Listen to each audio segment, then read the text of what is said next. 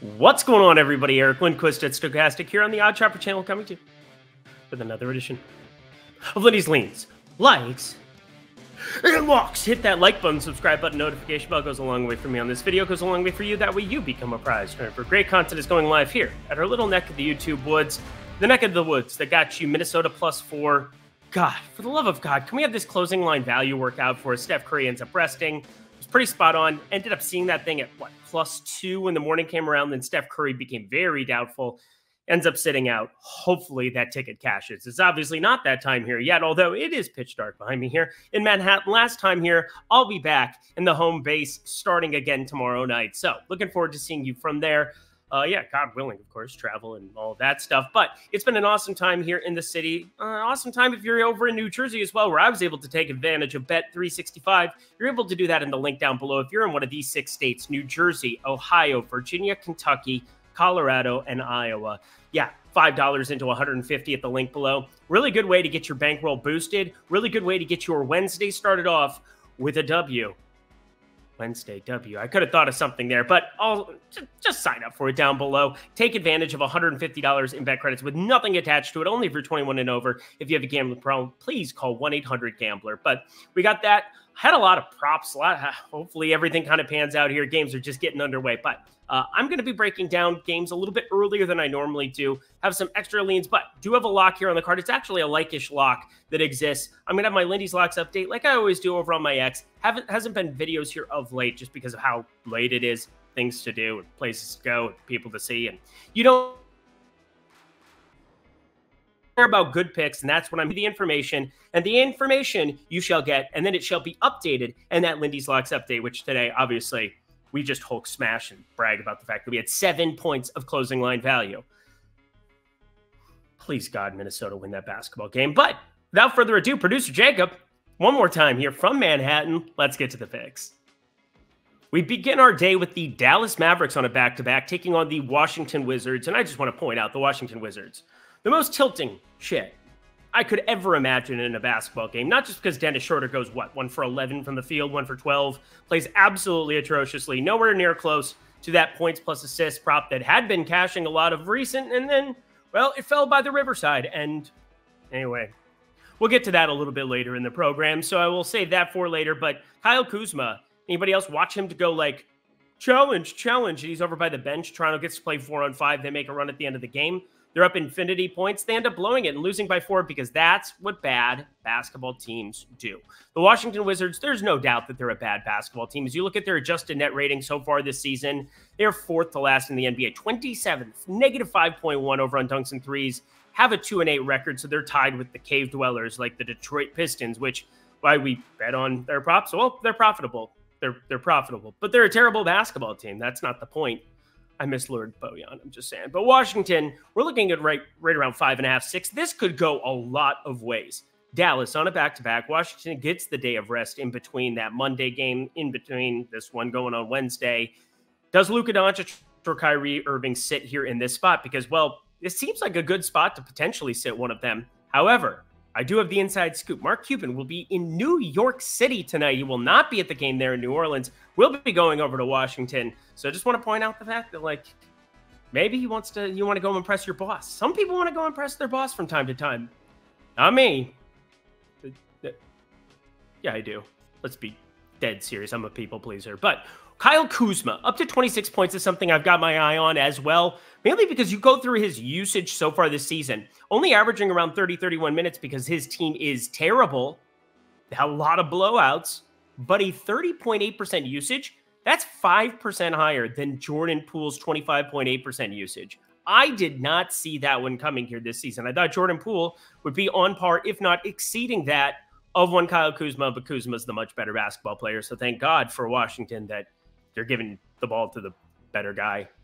Anyway, because of those minutes, it fluctuates, but they're playing here in Washington. This opening number is it's close to a middle where you could be looking at 7 or 3 on either side of this one. But Washington, I'm actually leaning towards with the points. If this number ends up around 6, I think I'll probably take it, 6.5 potentially, just because you do get the chance of this being a back-to-back where guys sit. It just is one of those things that happens. And, well, you can definitely win this basketball game if you're Dallas by just playing Luka, by just playing Kyrie around the rest of your guys. But I think there's just a little bit too much up in the air to fire it here right now, night before. But Kyle Kuzma, paying very close attention to this points prop, up to 26. It could open right at that 26.5, and that would be a cutoff. But I just wanted to point out the usage, how he is outperforming Jordan Poole, which actually shouldn't shock me in the long run. Finally, this is the first time that I can remember all season long, and actually, yes, I could probably go here.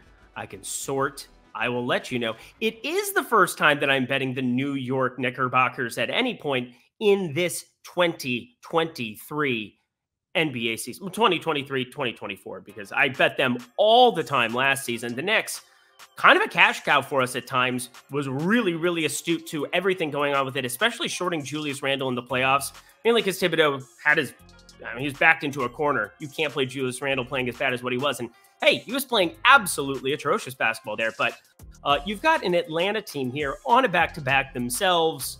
I think this is a prime spot again, just like the last one where Washington got a day of rest in between and you had Dallas on a back-to-back. This is one where Atlanta is going to be on the back-to-back, and Trae Young ended up sitting out with a personal issue there on Tuesday. Does that continue into Wednesday? I do not know, friends. I do not know. But they should be able to still get business done against Detroit. I'm going to be paying attention to that game script here. But even still, this is one of the lines that is dropped already here. You're looking at right in that 1.5, 2 type territory. And, well, I don't even need that. I'm just going to the New York Knicks money line here, mainly because Atlanta, if you don't have Trae Young, this is a boost to that number. There's not going to be any news until potentially tomorrow morning. If you guys have any questions about that, as always, hit me up at Eric Lindquist over on Twitter. Try to get to absolutely everybody. There's more people asking me questions over there every single day, by the day. Really appreciate that because, again, I'm trying to give you good information nonstop. And here's, I think, just the good play is playing this Knicks team that could potentially be without their main culprit on the offensive end, the main creator on the offensive end. There you go. Find the right word, Eric Lindquist. But Atlanta, just not very good. Not very good at all. John Collins playing decent for Utah, even though Utah's not a very good basketball team themselves so far. Lauri Markkanen's really, really good. I love him. Ended up betting him as well on Tuesday night. Anywho, let's continue on our merry way. It's super easy, super straightforward. Let's go Knicks. Going to be a fun one. Pay attention. Again, RJ Barrett, I don't really care if he's in or in, just throw, or in or out. Not in or in. Whatever, Knicks money line, we're done. Now, what happens with Joel Embiid here is the question. You got Philly on a back-to-back here. It's a tough one to kind of feel the tea leaves out of, but Boston does have Kristaps Porzingis listed as questionable, so be paying very close attention to that one. That obviously confirmed matters. He's been just the glue for this basketball team. Drew Holiday, his defensive presence, Derek White, they're working really well in tandem together here as well, so don't want to belittle them by any means, but there's a reason that Boston is clearing away the best team in the NBA so far through the first 10 games of their season. You're looking at adjusted net rating here of plus 10 at dunksandthrees.com. Plus 5.6 are the Denver Nuggets. And yes, they've played a lot of basketball without Jamal Murray now the last week. Still, Nikola Jokic, when you're that much better than a team led by him, that is outrageous. They're shooting the ball well. They've had the #1 strength of schedule so far as well. So this just feels like a spot that with Philadelphia on the back-to-back, I think you just, there's a lot of these teams that are just set up for success because of this schedule. They're not on the back-to-back. So I'm looking at Boston -3 here. I want to get a little bit more clarity about Embiid because he matters so damn much. Tried to read the tea leaves there on Tuesday. Didn't end up firing anything in that regard outside of a single game parlay where, just tried to proactively guess, hey, maybe you have Embiid say. But just want to throw out that we're not going to do anything until more information is known. Boston -3, just a lean. Be careful. Lots of news that's going to be pending in this one. Ironically, I don't think you can hear the ambulance outside. The sirens. Yeah. Toronto. Dennis Schroeder. Come on, broski. What are we doing here? You're trying to make me look like an idiot here on my program.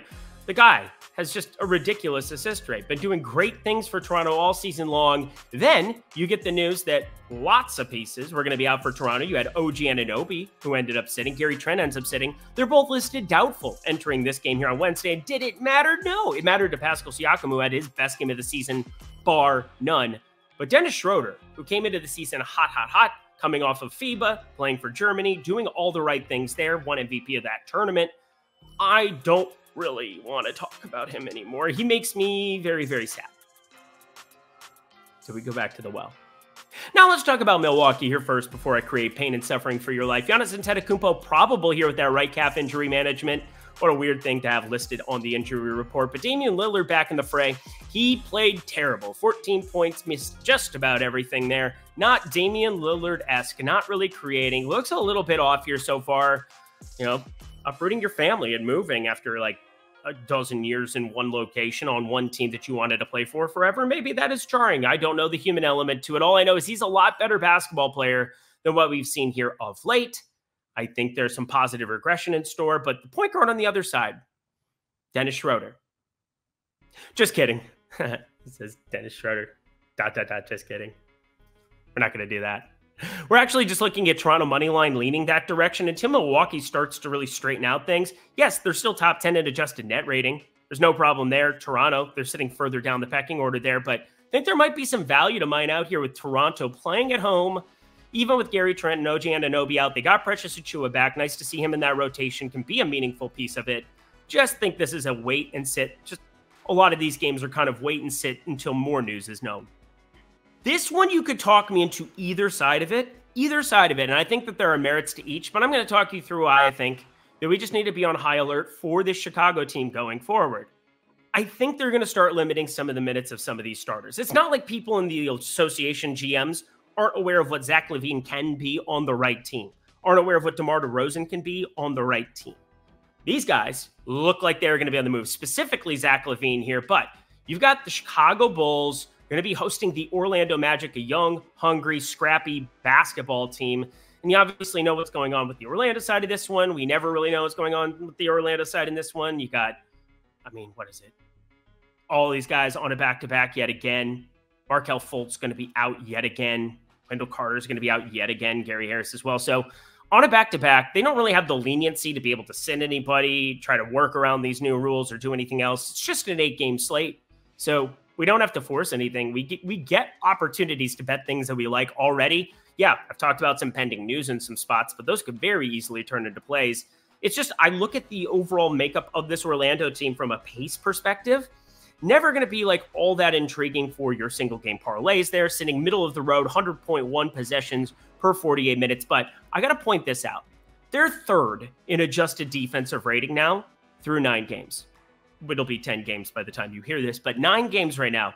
That is outrageously good stuff from a defensive perspective. They have guys rotating in, behind Franz Wagner, behind Paolo Banchero. You got Jonathan Isaac as he plays more and more minutes. That is useful. Now, because you got Jonathan Isaac playing here on Tuesday, I don't expect him to be out there Wednesday. Probably add some extra minutes to the likes of a Cole Anthony off the bench.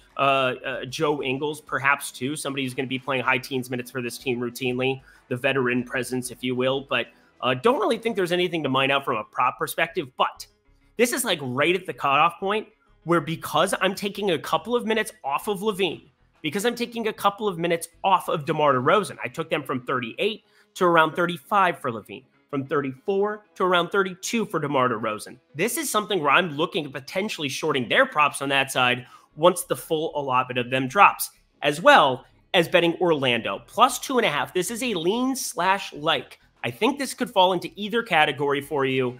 I think this could also be a money line play on the Orlando side, but doubt LaVine sits in any of these spots until he gets traded. It might be a while until he gets traded, even though it sounds like they're trying to expedite the process. Lots to pay attention to here with Chicago, but one of those quiet things where you could see a couple of minutes come down on a guy like LaVine, and we could be shorting and making a lot of money on that points prop going forward. You can make 150 in bonus bets going forward if you're in one of these 6 states, that being Virginia, Kentucky, Ohio, New Jersey, Iowa, or Colorado. And why?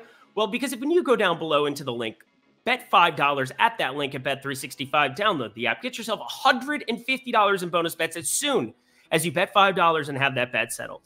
It's really as simple as that. It's ridiculous. I did it in New Jersey on Friday. I can't tell you how quick and easy that process was. Nice to be in a state where I was able to take advantage of this offer for Bet365. Yes, it looks like it's going to be in Louisiana soon. It looks like it's coming to a couple of other states here very, very soon. But right now, Bet 5, get $150 in bonus bets at that link below. Only if you're 21 and over, 18 and over if you're in Kentucky. And if you have a gambling problem, please call or text 1-800-GAMBLER. Back to the picks we go. 3 games to go. Hit that like button, subscribe button, notification bell as we talk about the Minnesota Timberwolves on a back-to-back here, taking on the Phoenix Suns, which will be, more than likely, pending news, a fully operational Death Star. Yes, you have Eric Gordon, who's going to enter this game questionable with that same shoulder soreness, but Devin Booker, probable. Bradley Beal, probable. Kevin Durant been there the whole damn time, which is good for them because, you know, he's the most important of the grouping. But gotta say, this is really, really scary for my Minnesota Timberwolves. You play a back-to-back.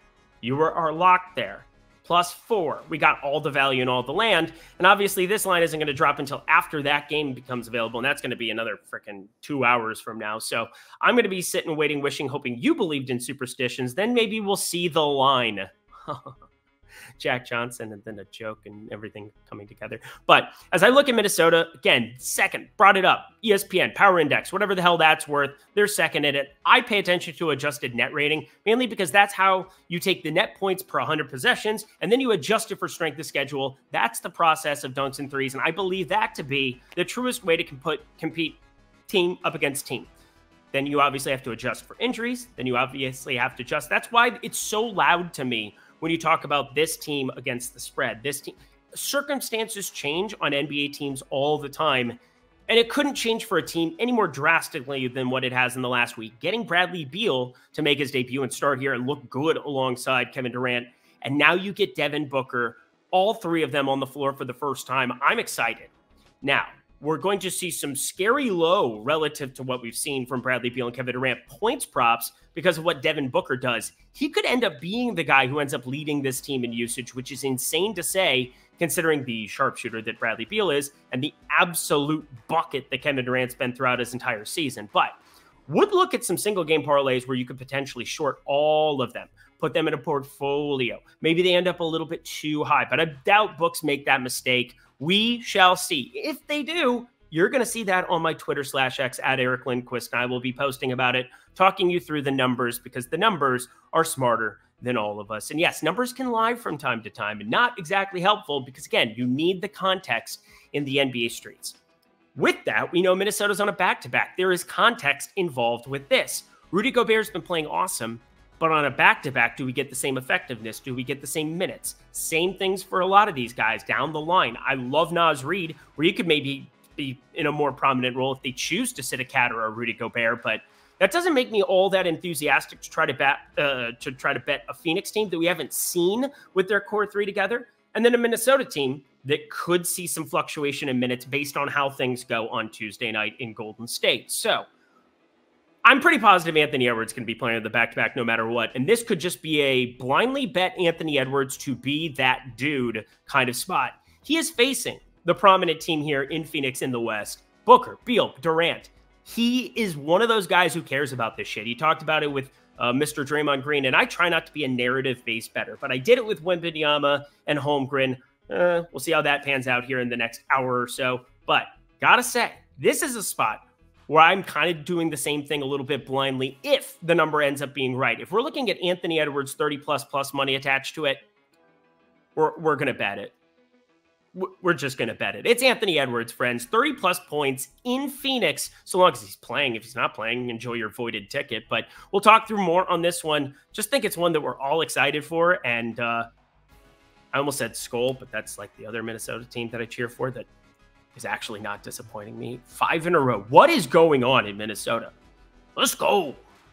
We reach our boarding wall. Well, no, there's 2 games left, but this is our lock/like/whatever you want it to be. Again, I have half unit coming down the pipeline very, very shortly here on this one. Haven't been able to fire it yet, and here is why I haven't fired it yet, but I'm still going to put it in the like-lock category.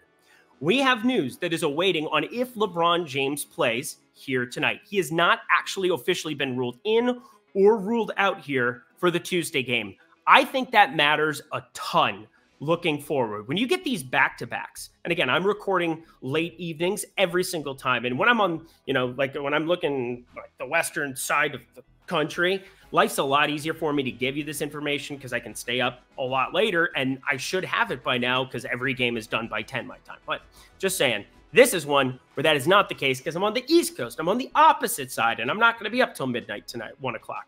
And if I am, it's not recording this, but I love you guys. You are loved. I hope you know that. But LeBron James, we got to see what that status is here going up against Memphis. If he plays, I will be firing Sacramento up. I will be firing them up because somehow, some way, this line will not even be middle. It will literally be for LeBron James to be in no matter what in this game. That is what the books have done routinely, because if LeBron plays in this spot, awesome. If he doesn't, the notion is that it's more up in the air where he could end up playing here on the back-to-back. He could end up sitting. It's just a lot harder to figure out. But if he plays, hear me out. Throughout the seasons, he's been questionable entering these kind of spots, and he ends up playing time and time again. But he's in his 21st season in the NBA, and I think you end up getting one of those lines where it's like, hey, LeBron James is back, and you don't get any premonition that he could be sitting. And I think that's what we're going to be running into here in this spot. I know it sounds a little bit counterintuitive, sounds a little bit nuanced, but that's the way that it works. Your Sacramento money line on the road in LA. Anthony Davis dinged up. We know what he can. Back-to-backs for Anthony Davis. He could get sat from the middle of nowhere at a moment's notice. So many ways that this news can work for you for Sacramento. And I called it. I was the entire afternoon talking about how I thought Sacramento, how how De'Aaron Fox could potentially play 36 minutes. And this mattered more from a DFS perspective than it did from a betting perspective. But legitimately, you aren't going to bring De'Aaron Fox back unless he is 100%.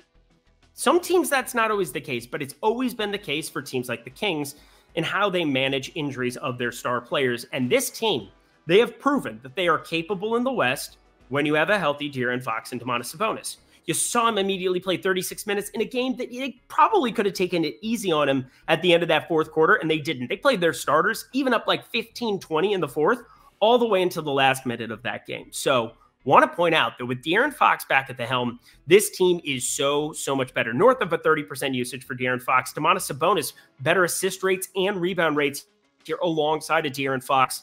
I love it. I want some more of it, or just any of it here. So half unit or full unit, again, judge your risk accordingly. That is why I'm giving you both in the lean light category for Orlando, Chicago. And that's why I'm giving you like lock. I think you want to play a half unit play on this no matter what. This could very well be a full unit play. Again, if you want to know what I end up doing, check out Lindy's Locks update over on my X at Eric Lindquist. I will be firing it up, letting you know exactly what I do here in this game in the end. And the last game of the night, ironically enough, another scorer that I'm looking to just be an absolute bucket here, similar to Anthony Edwards. We got the Cleveland, I almost said Guardians, that's hilarious. Cleveland Cavaliers. I'm not somebody who generally messes up the MLB, NBA names. I know there's some analysts who feel that way. But anyway, that's where my brain went because I've done a million baseball videos. And we're getting into the NBA season here. Things have been going well. And hey, NFL, nice to bounce back with Latavius Murray. Over 26.5 rushing plus receiving. Smash. Helps to have James Cook fumble in the first play of the game. But we are looking at a Cleveland team that is now much healthier than they were before, getting Darius Garland back into the mix. Jared Allen's been back for a week now. Good stuff on their end. And on the other end of this, Portland has not. They're going to be on a back-to-back themselves. That is why I ended up shorting Sky Mays as a lock there. It was just at the top of Odd Chopper as well. And Odd Chopper, it's a market-based approach. It's using sharp sportsbooks to inform your betting when it comes to finding the best lines, in order to be able to also combine your analysis and be able to say, oh, well, this is obviously advantageous if very sharp people are saying that it's an even bigger favorite to go under than that. So Skylar Mays was somebody that I ended up shorting there on Tuesday night. We'll see how that pans out for me. Fingers crossed. But on this back-to-back, friends, oh boy, he could end up playing an absolute metric ton. So be paying very close attention to this one. I will be as well. Cleveland, they entered tonight with Isaac Okoro and Ty Jerome, both questionable. Send it in, Jerome. Haven't been able to do that this year, but it doesn't really matter. We care about Darius Garland. We care about Donovan Mitchell and how they're going to work in sync together. I do think they're going to play about identical minutes going forward, 35-36. Garland looks good to go. I just think this is going to be Donovan Mitchell usage, though, nonstop. And against a Portland team, there's a reason that we are looking at a sky-high situation here, a ceiling for both of these scorers. It's a pretty low total relative to what you might expect, but I feel pretty confident Donovan Mitchell up to 30 makes some sense here. So similar to the Anthony Edwards one, I'm going to be leaning until I get some more information. Maybe we get somebody. Yeah, nobody's going to be resting because they had Tuesday off, but Portland maybe. They can't really. They have Simons out, Scoot Henderson out, Malcolm Brogdon out. They're going to be out for a lot more games. So get your popcorn ready. Go enjoy Shaden Sharp and Skylar Mays and Matisse Thybulle and DeAndre Ayton in Portland. I'm sorry, Portland. Things are bleak. Donovan Mitchell, though, he's good. 30 plus, but he's good offensively. He's got some other problems. And that does it for another edition of Lindy's Leans, Likes, and Locks. Hit that like button down below. Let me know your favorite plays that exist here on Wednesday's slate. I'm going to be giving you Lindy's Locks update. Brought that up a couple of times here at Eric Lindquist. Let you know exactly where I land with my favorite plays. I'm going to have all of my plays in that premium Discord down below. So you can sign up for that at stokastic.com/Lindy. Cool stuff. Great community. Awesome people. And yeah, they've been patient even when I sucked for like 2 days last week. It's been pretty good here for the last couple of months, though. So I'm feeling pretty good about the work that we've done here. Had a good start to the NBA season. A couple of rough matches with some just absurd bad closing line. Minnesota, don't F it up for all of us here on Tuesday. That would be ideal. And then Wednesday they play, and we'll pay attention to what happens and what we need to do from there. You need to sign up for Bet365. If you're in one of those 6 states I've talked about earlier, just to repeat, Kentucky, I almost said Louisville. That's not it. Kentucky, Virginia, Ohio, New Jersey, Iowa, and Colorado. Those are all states. Good job. 6 of them. Check it out at Bet365. Sign up at the link below. Only if you're 21 and over. And if you have a gambling problem, please call 1-800-GAMBLER. Thank you, producer Jacob. See you back in the homeland tomorrow. Good stuff. Until next time, friends, I'm Eric Lindquist. Best of luck in the NBA streets on Wednesday.